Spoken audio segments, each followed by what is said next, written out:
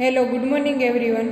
In previous lecture આપણે લોકો જોઈ ગયા છીએ એનએમઆર સ્પેક્ટ્રોસ્કોપીનો બેઝિક કોન્સેપ્ટ, બરાબર? કે કોઈ એક મારું ન્યુક્લિયસ છે, ન્યુક્લિયસની અંદર પ્રોટોન અને ન્યુટ્રોન છે, બરાબર?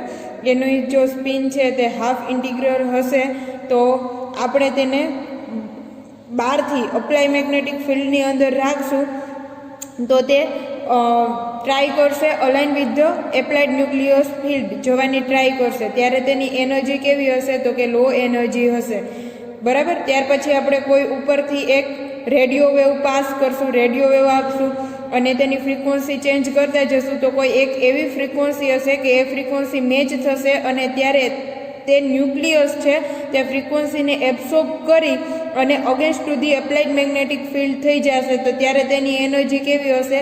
હાઈ એનર્જી હશે. એટલે કે એ એનર્જી એબ્સોર્બ કરશે અને તેનો આપણને સ્પેક્ટ્રા જોવા મળશે. આ એનએમઆર સ્પેક્ટ્રોસ્કોપીનો બેઝિક પ્રિન્સિપલ છે, બરાબર? ત્યાર પછી આપણે વાત કરવાની છે કે કોઈ એક આ જે ન્યુક્લિયસ છે તેની જે ડિરેક્શન છે એ બે જ જોવા મળશે કે હાઈ એનર્જી અને લો એનર્જી, બરાબર? તેના ઓરિયન્ટેશન છે, નંબર ઓફ ઓરિયન્ટેશન કેટલા જોવા મળશે તે આપણે ચેક કરવું છે. તો તે આપણે કેવી રીતે ચેક કરશું તો કે સ્પિન મલ્ટિપ્લિસિટીને આધારે આપણે નંબર ઓફ ઓરિયન્ટેશન કેટલા છે તે ચેક કરી શકશું. એ આપણે આગળ ડિસ્કસ કરીએ. ત્યાર પહેલાં આપણે જોઈ લઈએ કે ન્યુક્લિયસ છે, કોઈ એક ન્યુક્લિયસ છે તો ન્યુક્લિયસની અંદર પ્રોટોન અને ન્યુટ્રોન બંને આવેલા છે, બરાબર? એટલે તેનું કંઈક એન્ગ્યુલર મોમેન્ટમ જોવા મળશે. એ એન્ગ્યુલર મોમેન્ટમ કેટલું હશે તો કે √I((1)H/2π જેટલું હશે. જે I = શું છે તો કે સ્પિન ક્વોન્ટમ નંબર છે. I = સ્પિન ક્વોન્ટમ નંબર, બરાબર? જે પ્રોટોન સ્પિન ક્વોન્ટમ નંબર હંમેશા કેવો હશે તો કે હાફ ઇન્ટિગ્રલ હશે ઇન ન્યુક્લિયસના કેસ માટે, બરાબર? ઓલવેઝ બી ફ્રેક્શનની અંદર ચલો પ્રોટોન અને ન્યુટ્રોનના કેસમાં સ્પિન ક્વોન્ટમ નંબર છે તે હાફ વેલ્યુની અંદર જોવા મળશે તો જ એનએમઆર સ્પેક્ટ્રા છે ઓબ્ટેન થશે, બરાબર? એ ઓલરેડી આપણે જોઈ ગયા છીએ કે ઓલવેઝ બી ફ્રેક્શનની અંદર જોવા મળશે. ફ્રેક્શન ઇટ મીન્સ કે ફર્મિઓન્સ અને બોઝોન્સ વિશે આપણે જોઈ ગયા છીએ. ફર્મિઓન્સ છે તેની વેલ્યુ હાફ જોવા મળે તો જ તે એનએમઆર સ્પેક્ટ્રા આપે, બરાબર? બોઝોન્સ છે તેની વેલ્યુ આપણને ઇન્ટિગ્રલની અંદર જોવા મળશે, તે એનએમઆર ઇનએક્ટિવ હોય. ચલો અહીંયા આઈની વેલ્યુ આપેલી છે કે આઈની વેલ્યુ અહીંયા જો એટોમિક નંબર છે પ્રોટોનનો એટોમિક નંબર એ E1 હોય, એટોમિક નંબર ન્યુટ્રોનનો જો E1 હશે, સપોઝ કે અહીંયા જોઈ શકીએ છીએ એક્ઝામ્પલ તરીકે કાર્બન C612, એટલે કે અહીંયા પ્રોટોન છે તેનો એટોમિક નંબર કેવો થશે? E1. 12 - 6 = 6. ન્યુટ્રોનનો જે એટોમિક નંબર છે એ પણ કેવો થશે? E1, બરાબર? E1 હશે તો આઈની વેલ્યુ છે તે કેવી જોવા મળશે? 0 જોવા મળશે અને તે એનએમઆર સ્પેક્ટ્રા આપશે નહીં. એટલે એનએમઆર ઇનએક્ટિવ કમ્પાઉન્ડ છે. C612O ઓક્સિજન 816 એ છે એનએમઆર ઇનએક્ટિવ કમ્પાઉન્ડ છે.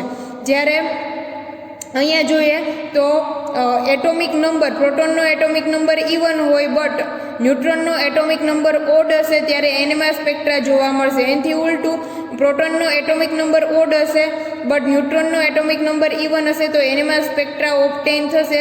એક્ઝામ્પલ છે C613 નાઇટ્રોજન 715 ઓક્સિજન 817 હાઇડ્રોજન 11, બરાબર?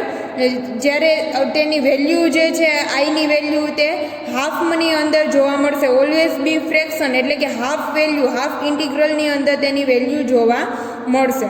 ત્યાર પછી આપણે જોઈએ તો આઈની વેલ્યુ જ્યારે ઇન્ટિગ્રલ હશે, બરાબર? કે 1, 2, 3 એવી વેલ્યુ જોવા મળશે ત્યારે એટોમિક નંબર કેવો હશે? ઓડ.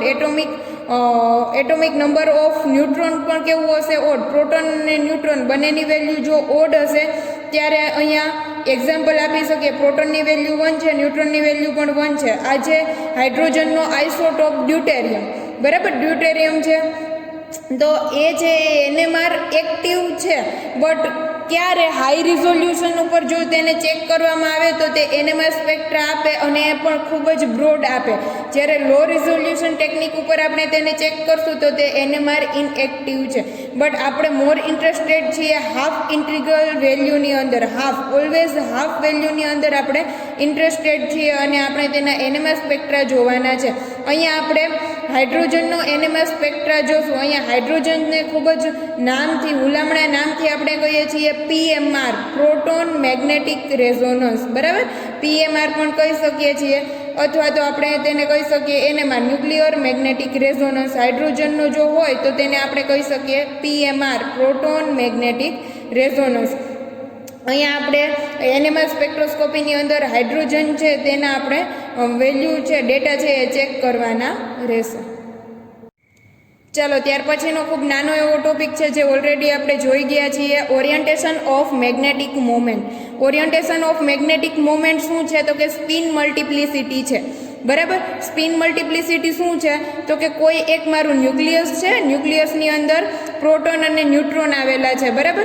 હવે પ્રોટોન અને ન્યુટ્રોન જ્યારે હું જોઈશ તો અહીંયા પ્રોટોન અને ન્યુટ્રોન બંનેની વેલ્યુ એવી થતી હોય કે બંને છે તે ઇન્ટિગ્રલની અંદર હોય, બરાબર, જે પેરની અંદર ગોઠવાયેલા હશે. સપોઝ કે હું અહીંયા જોઉં તો અહીંયા પ્રોટોન છે તેની સ્પિન એકની છે NS, બરાબર. હું આવી રીતે જોઈશ તો મારો જે થંબ બતાવે તે નોર્થ પોલ હશે, સામેનો સાઉથ પોલ, એટલે એન્ટી ક્લોકવાઇઝ છે. અનધર પ્રોટોન છે એ છે ક્લોકવાઇઝ ડિરેક્શનની અંદર. જો ક્લોકવાઇઝ ડિરેક્શનની અંદર હશે તો જે મારો અંગૂઠો છે તે મને નોર્થ પોલ બતાવશે, આ મને બતાવશે સાઉથ પોલ. તો નોર્થ પોલ અને સાઉથ, નોર્થ અને સાઉથ એકબીજાથી કેવા થાય છે? રિપેલ થઈ જાય છે, બરાબર. એટલે આ જે છે તે સપોઝ કે બે સ્પિન છે તે એન્ટી પેરેલલ ગોઠવાયેલી હશે તો તે એકબીજાની વેલ્યુને ન્યુટ્રલ આઉટ કરશે, બરાબર, ઝીરો કરશે, જેને લીધે તે સ્પિન મુવમેન્ટ બતાવશે નહીં. તો આ જે મોલેક્યુલ છે તેને આપણે ડાયામેગ્નેટિક સાથે ગણાવી શકીએ, બરાબર. જ્યારે તેની વેલ્યુ છે તે ઓડની અંદર જોવા મળશે કે કોઈ એક સ્પિન છે તે હાફની અંદર વેલ્યુ, હાફ વેલ્યુની અંદર આવેલી છે તો તે સ્પિન મૂવમેન્ટ કરશે અને તેને કહેશું આપણે પેરામેગ્નેટિક, બરાબર. એ સપોઝ કે કોઈ એક આ ન્યુક્લિયસ છે, ન્યુક્લિયસને મેં એક્સટર્નલ મેગ્નેટિક ફિલ્ડની અંદર રાખેલું છે કે જેની આઈની વેલ્યુ કેવી છે? 0. એટલે કે પ્રોટોન છે તેની વેલ્યુ, પ્રોટોન કેવું હશે? E1, અને ન્યુટ્રોનની વેલ્યુ પણ કેવી હશે? E1. પ્રોટોનની વેલ્યુ E1 છે, ન્યુટ્રોનની વેલ્યુ E1 છે, તો આઈની વેલ્યુ કેવી થઈ? 0. એટલે કે એ ન્યુક્લિયસ છે જેને હું એક્સટર્નલ મેગ્નેટિક ફિલ્ડની અંદર રાખીશ તો તે અલાઇન પણ નહીં જાય અને અગેન્સ્ટ પણ નહીં જાય, તો તેની તે જેમ છે તેમનું તેમ એઝ ઇટ ઇઝ રહેશે, કે જેને બહારના એક્સટર્નલ મેગ્નેટિક ફિલ્ડની કોઈ પણ અસર જોવા મળતી નથી, બરાબર. તો તેની સ્પિન મલ્ટિપ્લિસિટીની વેલ્યુ કેટલી જોવા મળશે? 1. સ્પિન મલ્ટિપ્લિસિટી શું છે? તો કે નંબર ઓફ પોસિબલ ઓરિએન્ટેશન છે, કે તે કેટલા પોસિબલ ઓરિએન્ટેશનની અંદર અવેલેબલ જોવા મળશે, તો આપણે તેને કહેશું તેની સ્પિન મલ્ટિપ્લિસિટી. સ્પિન મલ્ટિપ્લિસિટી કેવી રીતે ચેક કરી શકીએ? તો કે 2i+1, બરાબર. જ્યાં i = શું છે? તો કે સ્પિન ક્વોન્ટમ નંબર. આઈની વેલ્યુ મને ખબર હશે તો મને સ્પિન મલ્ટિપ્લિસિટી ખબર પડશે. હવે સપોઝ કે આ ન્યુક્લિયસ છે તેનો પ્રોટોનની વેલ્યુ આપણે કીધી કે E1 છે, ન્યુટ્રોનની વેલ્યુ પણ E1 છે, તો આ કોઈ પણ જાતનું એબ્સોર્પ્શન બતાવશે નહીં, તે અગેન્સ્ટ પણ નહીં જાય અને તે ઓપોઝ પણ તે અલાઇન પણ નહીં થાય અને ઓપોઝ પણ નહીં થાય. હવે સપોઝ કે આ ન્યુક્લિયસ છે પેરામેગ્નેટિક છે, તેના પ્રોટોનની વેલ્યુ ઓડ છે બટ ન્યુટ્રોનની વેલ્યુ E1 છે, બરાબર. તો તે કંઈક ને કંઈક તેની વેલ્યુ જોવા મળશે. સપોઝ કે અહીંયા હું જોઉં તો આઈની વેલ્યુ જ્યારે 1 હશે ત્યારે 2i+1 એટલે કે નંબર ઓફ પોસિબલ ઓરિએન્ટેશન કેટલા જોવા મળશે? તો કે 3 જોવા મળશે. એવી રીતે આઈની વેલ્યુ 1/2 હશે તો નંબર ઓફ પોસિબલ ઓરિએન્ટેશન કેટલા જોવા મળે? 2. આઈની વેલ્યુ 3/2 હશે તો નંબર ઓફ પોસિબલ ઓરિએન્ટેશન કેટલા જોવા મળે? 4 જોવા મળે. સપોઝ કે હું એવું વિચારું છું કે અહીંયા નંબર ઓફ પોસિબલ ઓરિએન્ટેશન 4 છે, એટલે આ તો કેવું છે? તો કે align to the apply magnetic field છે, એટલે આની એનર્જી કેવી હશે? તો કે ખૂબ લો હશે. આ કયું ઓરિએન્ટેશન છે? તો કે against to the apply magnetic field છે, ઓપોઝ છે, બરાબર. એટલે આની એનર્જી કેવી હશે? તો કે ખૂબ હાઈ એનર્જી હશે, બરાબર. હવે કોઈ એવું ઓરિએન્ટેશન કે આ તો કેવું થઈ ગયું? તો કે અલાઇન થઈ ગયું, બરાબર. જ્યારે એન્ટી પેરેલલ જશે ત્યારે એની એનર્જી કેવી હશે? ખૂબ હાઈ હશે. તો એવું કોઈ ઓરિએન્ટેશન આવશે વચ્ચેનું, બરાબર. વચ્ચેનું જે ઓરિએન્ટેશન છે એ આ છે કે એનર્જી લો છે, નથી હાઈ કે નથી લો, તો થોડુંક એમ પછી આવી રીતે ફરશે તો નંબર ઓફ પોસિબલ ઓરિએન્ટેશન છે તે સ્પિન મલ્ટિપ્લિસિટી થ્રુ આપણને જાણી શકીએ છીએ. અહીંયા 3/2 વેલ્યુ હશે તો તેના 4 જોવા મળશે. જેમ કે લો એનર્જી +3/2, પછી +1/2, -1/2, -3/2, બરાબર. હાઈ એનર્જીમાં જોવા મળશે. અહીંયા હાઈ છે પણ ફૂલ હાઈ કરતાં થોડી ઓછી એનર્જી છે. તો નંબર ઓફ પોસિબલ ઓરિએન્ટેશન છે સ્પિન મલ્ટિપ્લિસિટી થ્રુ આપણે જાણી શકીએ, અને જેની ફોર્મ્યુલા છે 2i+1. ચાલો, અત્યાર સુધી આપણે જેટલી પણ ડિસ્કસ કરી છે તેના ઉપરથી આપણે તેનો પ્રિન્સિપલ જોવાનો છે. અત્યાર સુધી જેટલું પણ મેં એનએમઆર સ્પેક્ટ્રા વિશે તમને કીધું છે એ એનએમઆર સ્પેક્ટ્રા આપણે બેઝિક ઇન્ટ્રોડક્શન જોતા હતા, બરાબર, કે એનએમઆર વિશેની બેઝિક માહિતી આપણે જોતા હતા.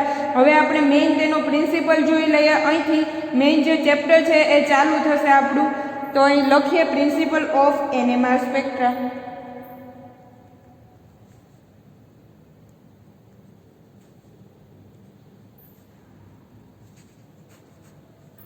NMR spectra is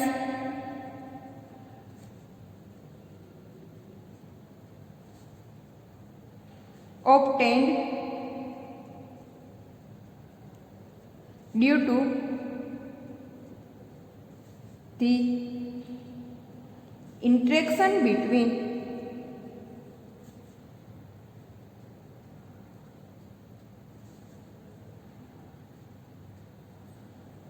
the electromagnetic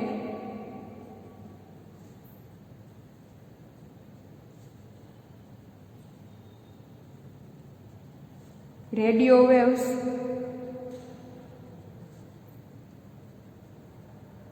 and matter. અહીંયા મેટરનો મીન્સ છે કે આપણું ન્યુક્લિયસ, બરાબર. અહીંયા રેડિયો વેવ અને મેટર વચ્ચે શું થશે તો કે ઇન્ટરેક્શન જોવા મળશે, જેને લીધે આપણા એનએમઆર સ્પેક્ટ્રા આપણને ઓબ્ટેઇન થશે. જે મેં તમને 2 થી 3 વખત આગલા લેક્ચરની અંદર તમને કીધું છે. પેલું એપ્લાઇડ મેગ્નેટિક ફિલ્ડ, એટલે કે બહારથી અપ્લાઇડ મેગ્નેટિક ફિલ્ડ જે લાગુ પાડીએ છીએ અને મારા ન્યુક્લિયસ ઉપર શું અસર જોવા મળે છે. આપણે રેડિયો વેવ આપીને against to the applied magnetic field જવાની ટ્રાય કરીએ છીએ, એ ઓલરેડી આપણે ડિસ્કસ કરી ગયા છીએ. The nucleus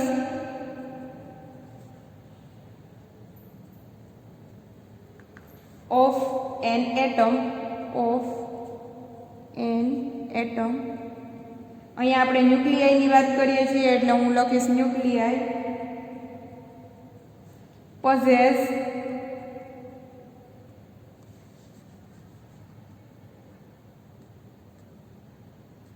both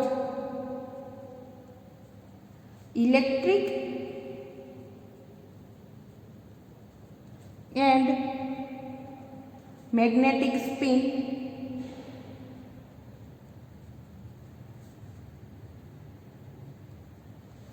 and hence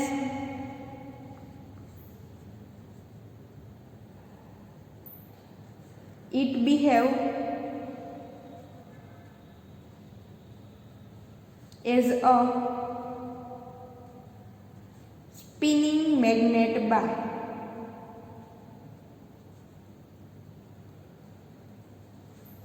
Spinning bar or bar magnet.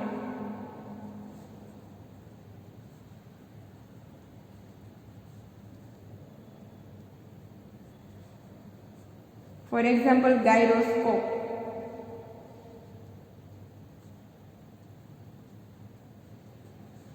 And thus the nuclei of spinning atoms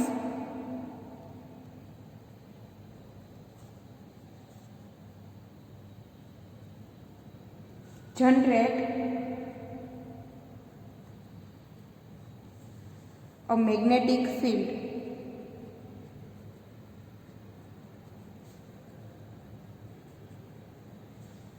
When these atoms are placed in a magnetic field,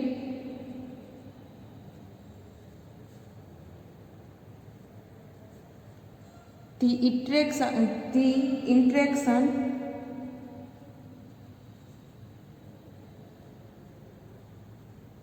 between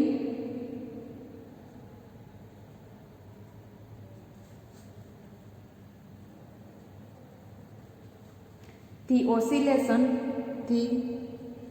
oscillation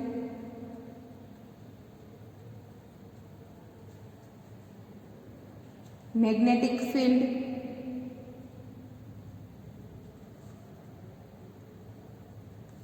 of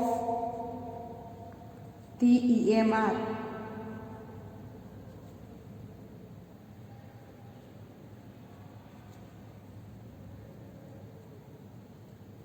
EMR means electromagnetic radiation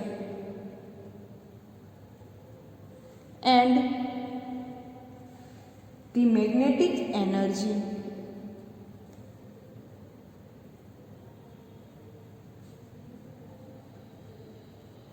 level, magnetic energy level of the atom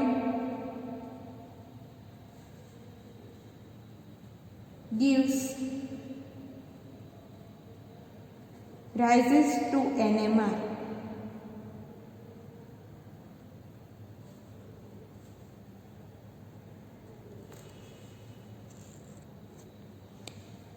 चलो अहींया nucleus है तेनी अंदर electric और magnetic field बने जोवा मळशे जे already आपणे discuss करी गया छीए बराबर एंग्युलर मोमेंटम जोवा मळे छे अने त्यार पछी मैग्नेटिक बिहेवियर छे एटले ते मैग्नेट बाરની જેમ વર્ક કરશે તે મેગ્નેટની જેમ બિહેવ કરશે બિહેવ એઝ અ મેગ્નેટ ત્યાર પછી આપણે જોયું બરાબર કે આ એટમ છે એને જો આપણે મેગ્નેટિક ફિલ્ડની અંદર મેગ્નેટિક બહારથી જે એક્સટર્નલ મેગ્નેટિક ફિલ્ડની અંદર રાખવામાં આવે તો ઇન્ટરેક્શન કરશે અને interaction between oscillating magnetic field and electromagnetic radiation એટલે કે ઇલેક્ટ્રોમેગ્નેટિક રેડિયેશન સાથે તે એબ્સોર્બ કરશે ઇલેક્ટ્રોમેગ્નેટિક રેડિયેશન એબ્સોર્બ કરશે અને against to the applied magnetic field જશે અને જેના એનએમઆર સ્પેક્ટ્રા જોવા મળશે બરાબર ગીવ એનએમઆર સ્પેક્ટ્રા તમને આપશે આ ઓલરેડી આપણે જોઈ ગયા છીએ ચાલો હું મારો ન્યુક્લિયાઈ બતાવી દઉં ન્યુક્લિયસ ઓલરેડી આપણે જોઈ ગયા છીએ આ ન્યુક્લિયસ છે ન્યુક્લિયસની મારી સ્પિન છે અહીંયા જોઈએ તો આ જે છે તેને કહેશું પ્રિસિઝનલ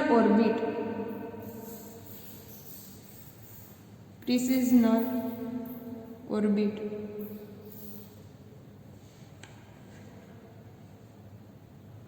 આ મારું સ્પિનિંગ ન્યુક્લિયસ છે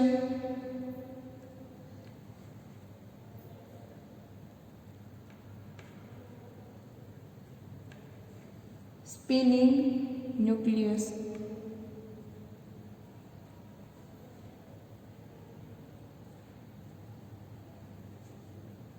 પ્રિસિઝનલ axis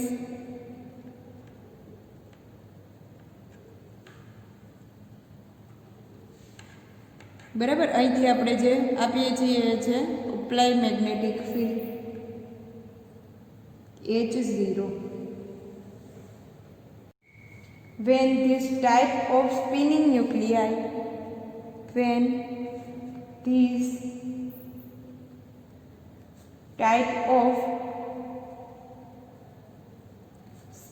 nuclei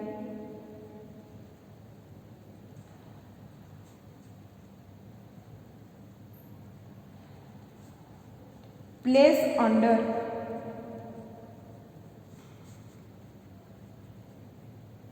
external magnetic field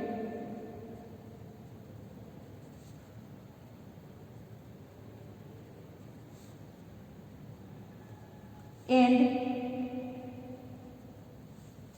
irradiate with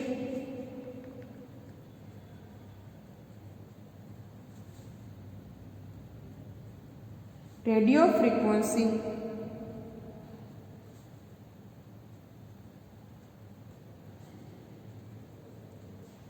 their spinning level are changed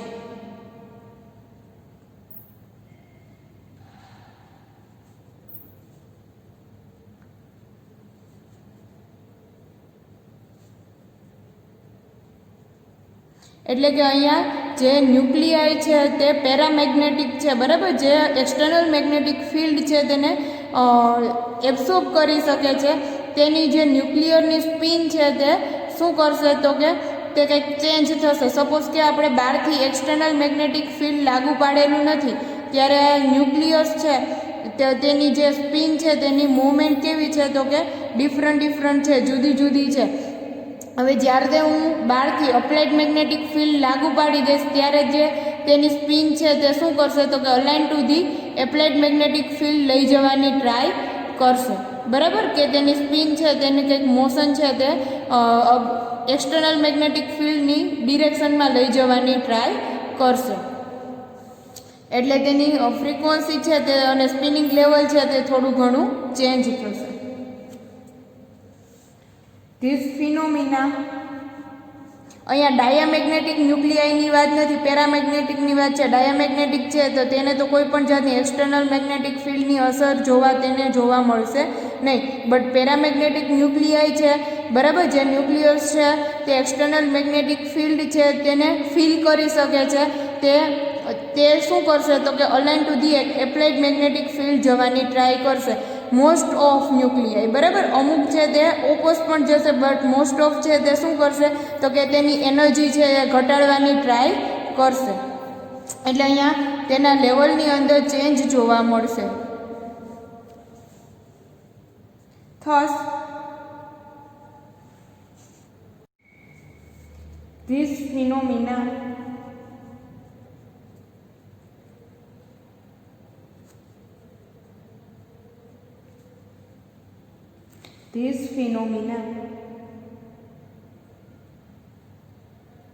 are known as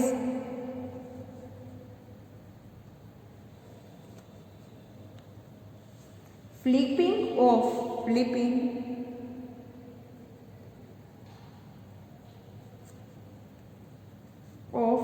nuclei.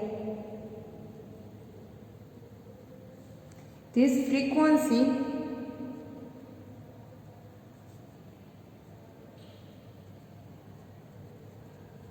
at which spinning level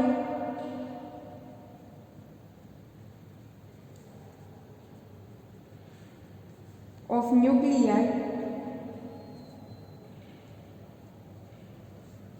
are changed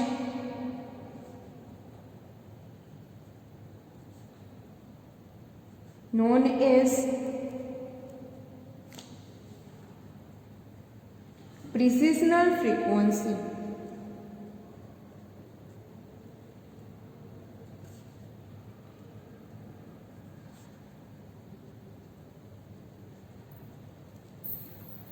બરાબર. તો અહીંયા આપણે જોઈએ એબ્સોર્પ્શન વર્સિસ ફ્રીક્વન્સીનો ગ્રાફ જોવા જોઈએ તો તે મને કંઈક આ રીતનો જોવા મળશે.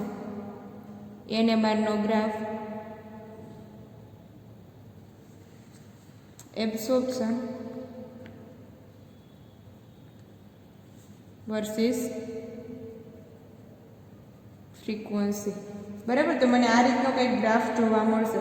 જો અહીંયા ડેલ્ટા ઈની વેલ્યુ ચેક કરવામાં આવે તો delta E is equal to gamma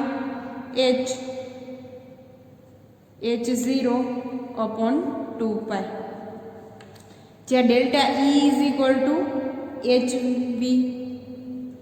H શું છે તો કે Planck constant, gamma H0 upon 2π. H cancel out કરીએ so mu is equal to gamma H0 upon 2π, બરાબર. Where delta E is equal to energy difference, delta E is equal two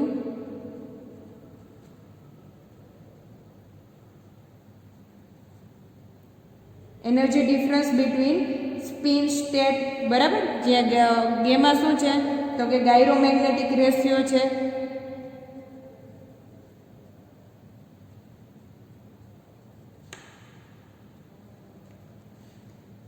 H0 શું છે applied magnetic field, બહારથી જે external આપીએ છીએ એ applied magnetic field છે.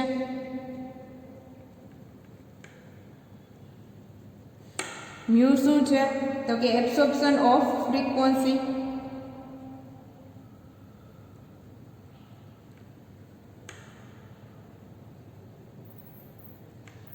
In hertz.